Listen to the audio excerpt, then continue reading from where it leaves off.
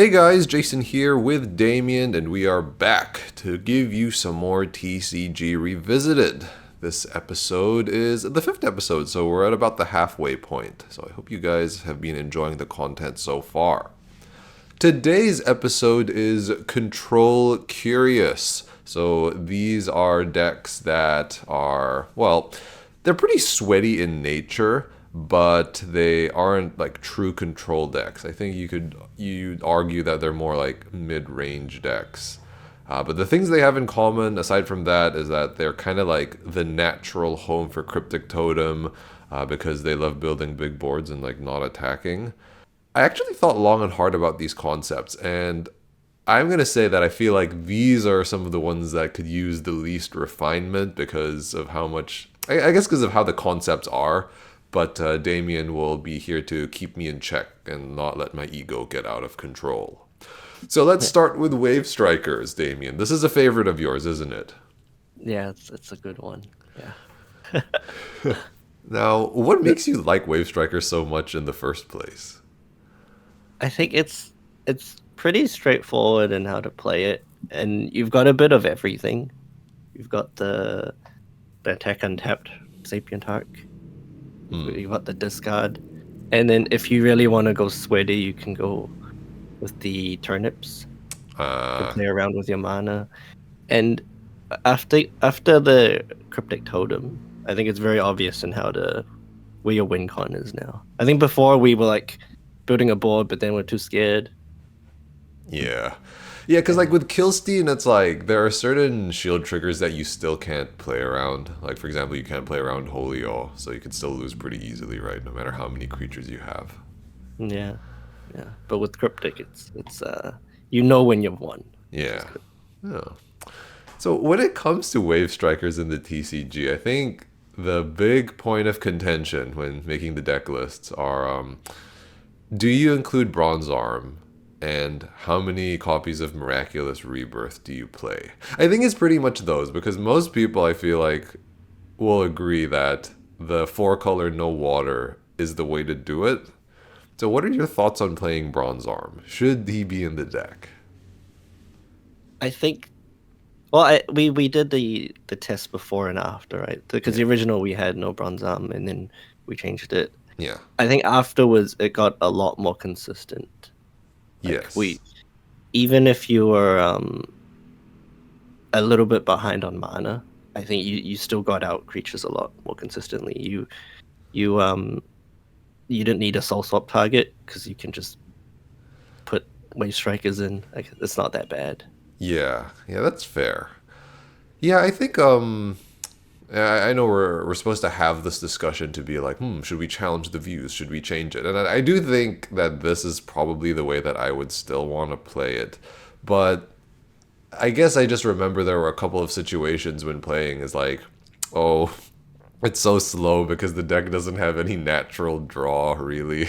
And then it doesn't have any mana ramp, so you're really just playing like one card at a time. It's kind of frustrating. Yeah, I get that.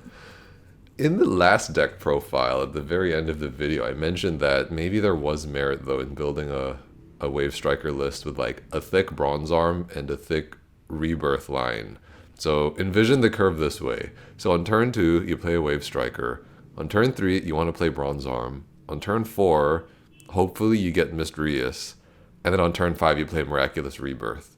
So instead of trying to deploy the Wave Strikers earlier, you defer them to a bit later, because you're getting them out through Miraculous Rebirth and you're still like clearing stuff. What do you think of that? I think it's good. I don't know. Because when you don't put out the Wave Strikers early enough, if you do get down Sapient Hux and Azras, they're really weak. If you don't get up the 3 Wave Strikers. Yeah, that's very true. They get wiped out really quickly. So if you're on turn 3 and you don't have Wave Strikers set up, it's a little tough. Turn 4, sorry. Okay, I see where you're going with this. Yeah, that makes sense. Because it's not enough, right, that you get Wave Strikers out, I guess, while getting advantage with Miraculous Rebirth, because it's not very meaningful if they're not powered up. So I definitely see what you're saying there. Okay. Now, what about Miraculous Rebirth? So, if we're of the view that maybe you don't play too many copies of Bronze Arm, how many copies of Miraculous Rebirth do you feel is correct? I as much as you can. As much as you can. Yeah. It's a great card. And I think the Hazaria we put in just to fill in the 4 slot. Yes. It's just a great card. Yeah. It works really well with the deck. And you always have something good to take out for every mana. It's not just like I'm killing a 4 cost, so I just get a 4 cost card and it's decent, it's okay. Yeah. But every card in here that you can pull out is pretty impactful. Yeah. And all of the cheaper wave strikers, or even like the ones that cost 5 and less, right? I feel like they all, in a sense, have come into play effects, because even with Azure, it's not technically a come into play effect, but like on your opponent's turn, it can stop an attack, so that's still kind of something. Yeah. And if you rebirth into Hazaria, that's 2 kills. Yeah. Yeah, you really like that play. It's so clutch, right? It's so good. I remember there was a game where we were playing Wave Strikers versus Dolgeza, and then you rebirthed like a Pincer Scarab, and then you got out Hazaria to like kill a Dolgan. That was so good. If you have the mana, you can soul swap him back in again. Yeah. That's the triple. That definitely feels correct, and I feel like the real application of Miraculous Rebirth is honestly to fix the mana colors, because we're pretty light on the fire side, honestly. Actually, we're pretty light on both, so I think it really helps with that.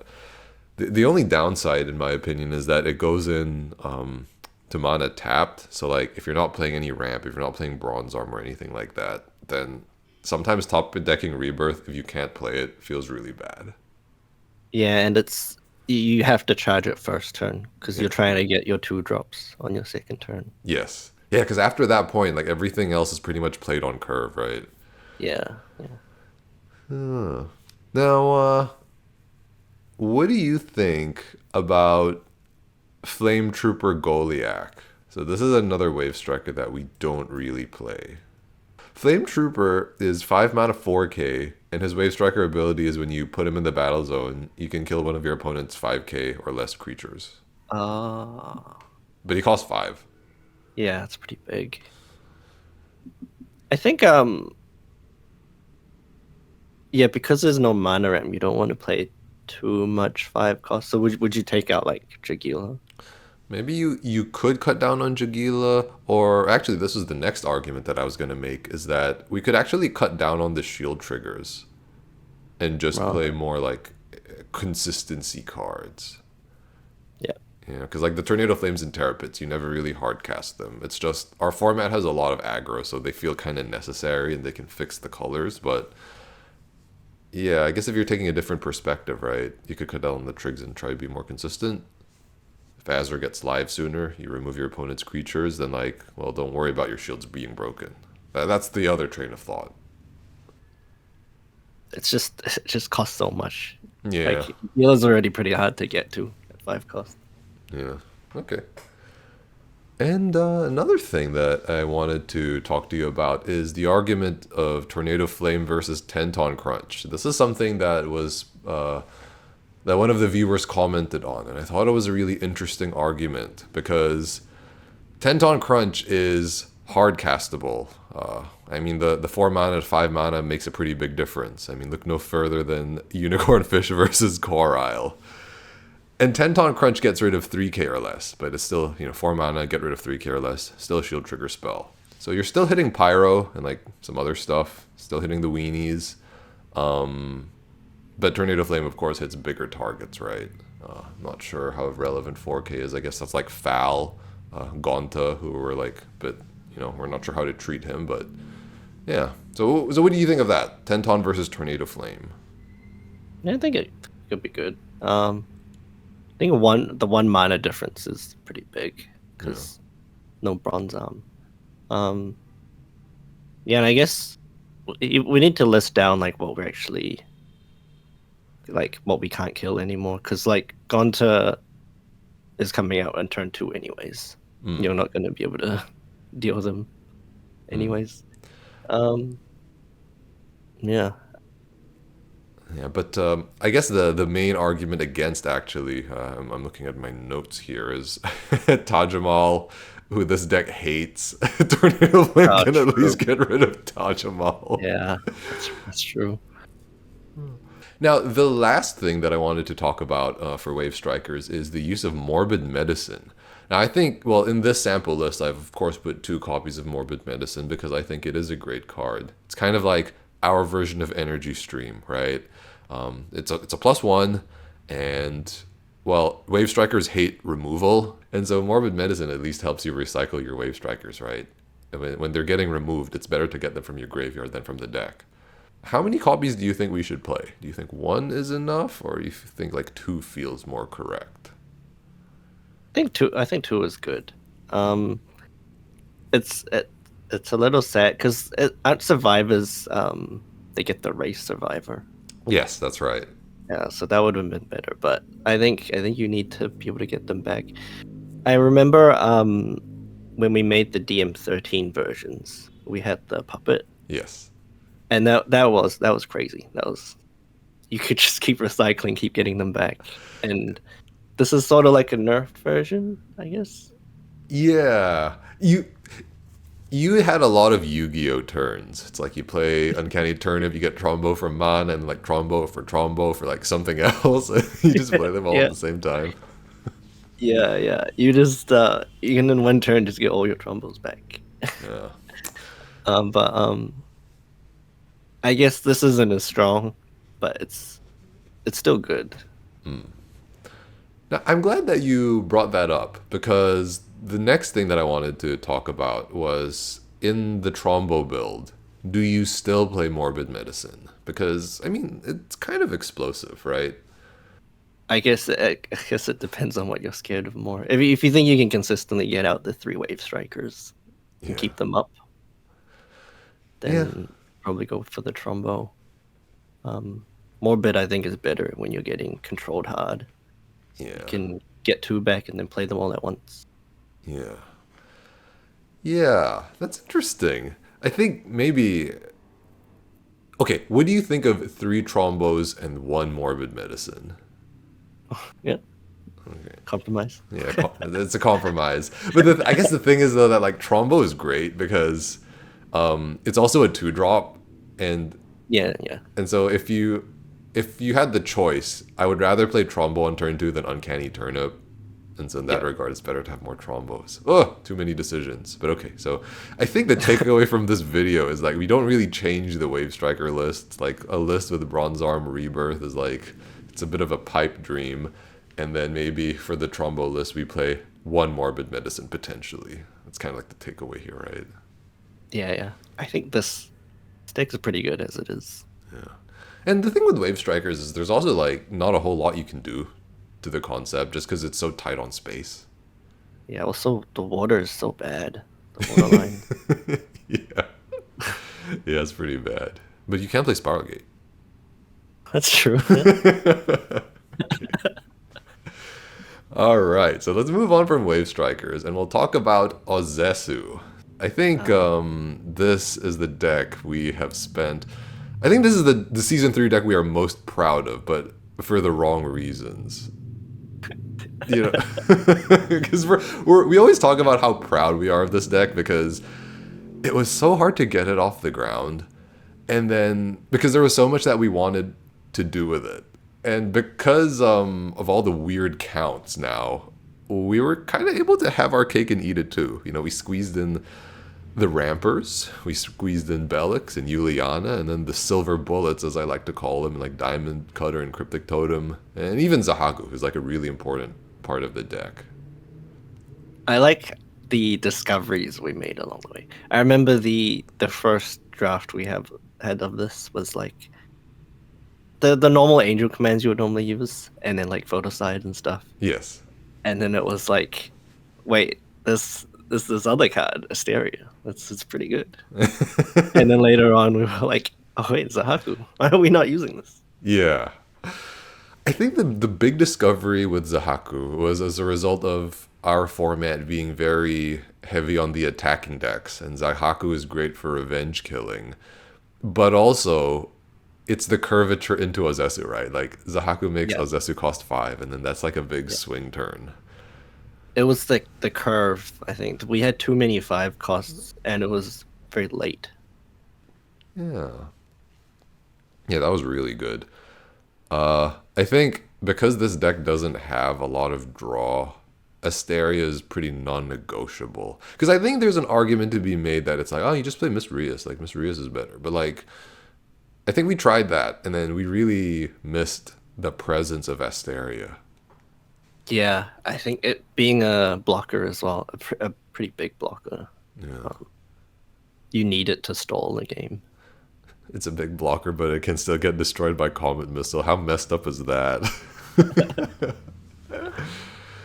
I don't want to say we gave up a lot on consistency, but through the funny card counts, I think we can see that the deck isn't that... I mean, like, for example, with the Rampers, right? We have 6. So we can't be totally assured that we'll open with 1, but, I mean, it's kind of fine, I guess. I think if we were to make any major changes to this deck, it would just be on making certain lines thicker. So it's like, do you want to play Max Bronze Arm and Mushroom? Do you want to play Max Bellix? I think it's more stuff like that. Yeah, at the 3/3 Terrapin Holy Ore as well. I think the 4th Holy Ore would have been really nice. Since this deck doesn't really actually have control. Yeah. Yeah, exactly, right? Because in that regard, it's more like a mid-range deck.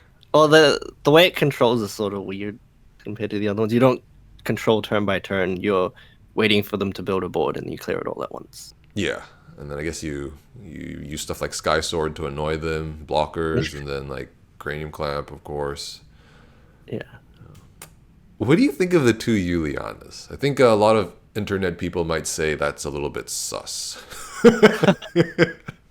I still can't tell. So, Juliana's, you can't tell whether it's good or not unless you're on the other side. Yeah. So when you're playing it, nothing really happens. You don't know what spells could have been used on you. That's true. So when you're playing it, you're like, oh wait, he's just a 3k blocker. He's not doing anything. But from the other end, playing against it, it's like, oh, I've got 3 spells that could have killed it, but can't. Yeah. No, I agree with the sentiment overall, but I'm just going to be a bit of a smart aleck here and say that even if you are playing Juliana, you do feel it because it's like, look at all of these shields that are not being broken. Yeah. Yeah, it's so interesting because it's a card that has to come out early. And, you know, at 2 copies, it's like, well, am I really going to get this when I need it? And honestly, like, 2 feels just right. Like, I feel like there have been enough games where it's come out early enough, and it's like, oh, okay, the party has stopped. Yeah, pretty good. There were some troubles with having too many low-cost cards that don't do much as well. Juliana would just sit there, and then it'd be dead draw. Then later in the game, you draw into Bronze Arms and Mushrooms. Yeah, and actually, I'm glad you brought that up, because Mushroom and Bronze Arm, I was okay to cut down on them, because one thing I realized is that this deck sucks at trading creatures because they're only 1k. They can't really kill much. And then that's where the light blockers came in. Those were the early drops that could actually fight other creatures. Yeah. The last funny thought that I had, which is not in my notes, but like 1 Balam would be pretty funny, right? Because you have 6 Evo bait for it. Yeah. Does it kill Auzesu? What is the wording on Balam? Balam is you destroy all non-darkness creatures. So because Auzesu is darkness, he should live. He lives. Okay. That's pretty good. I like that. Yeah, that's just so funny. But like the problem with that is there's no way to get it back if you charge it. Yeah. Same with Alcadius. Yeah, same with Alcadius. and I think that's why we put in Cryptic Totem, right? Yeah. So one gets discarded, we charge the other one. Okay, we have no finishers. Yeah, we needed... I think that's also why Diamond Cutter was in. Yes, that's true. I have a board of 5 blockers and no attackers. So what do I do now? Yes, very true. You charge it early and then you save it for the surprise. I mean, and also, like, you can do the soul swap cryptic diamond cutter into a win. Oh, that is so swag. The Auzesu Cryptic Totem Diamond Cutter. I think there was a setup that involved Belix as well, right? You play the Belix to get the diamond cutter, and you soul swap the Belix. Oh, for Cryptic Totem. Yeah. Ah, yeah.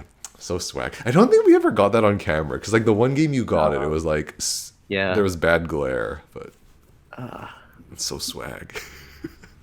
Okay, this section of the video seems to be very unproductive. We're just like patting ourselves on the back. We're like, this deck is so cool. But I mean, in our defense, right? Like, this deck tries to do a lot, and I think the way that the list has shaped out is as a result of how the environment has developed. If our goal was to make this competitive with like pretty much everything, I feel like we succeeded because it's really well rounded. And it also brings something new to the table. Yeah, it's very different.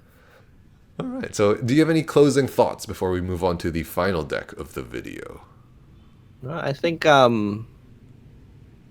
the only thing would be the counts, I guess. The only thing we're running 4 of is Clamp and Soul Swap. Sort of shows how good those cards are. To the most broken cards in the deck. You have to play 4. But yeah, I think if people found a way to fit in the 4th Holy or things like that, Yeah. it'd be nice. Nice. Fair enough.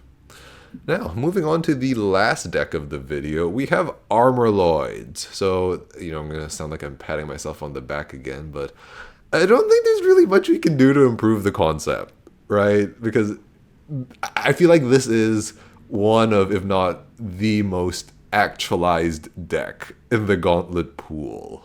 Pretty good deck. Given what we wanted to do, it's like, how much can you realistically change it? But I mean, I guess for argument's sake, and so that we don't have a bad video, let's talk about some of the points that I raised in the deck profile, which I had to rewatch. So I think Diamond Cutter and Belix, right, like taking a page out of the Auzesu playbook, might benefit the deck, because this deck also has a lot of blockers that can't attack. Yeah, it's like, would you even need Belix? What if you just play Diamond Cutter and hope to draw into it? Oh, play Diamond Cutter and hope. Now there's an idea. That just blew my mind. I don't know what to say. I think if you can fit in the Belix, that would be great. But the counts are sort of hard to change. But Belix is so good. I feel like yeah, because the thing with Belix is that its existence in a deck sort of changes the way you play. Because if you play like a one-off spell, there will be a lot of hesitance to charge it. And so if you want to play that spell and not play Belix, then you kind of have to play 2. But if you just play a one-off of the spell, which is sometimes bricky, and then you play like 2 Belix, which does other things outside of grab the spell, it kind of changes the way you play the game, don't you think? Yeah. It makes early turns a lot easier as well. What can you even take out? It's pretty tight. Hard. It'd probably be some of the mana ramping. Yeah. More blockers, so I guess you can stall a bit longer. Yeah, right? Like the 2-drop for a 2-drop. Yeah. But I don't like that, because I like the ramp cards because they help get out the 5-drops quicker. Yeah, that's true. You know what? Maybe we just accept that we got it right the first time.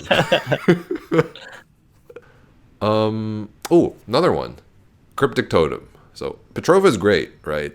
And I think by and large it is enough, but it still can't play around Holy Awe. So what do you think of playing Cryptic Totem in this deck? Just 1 copy. Yeah.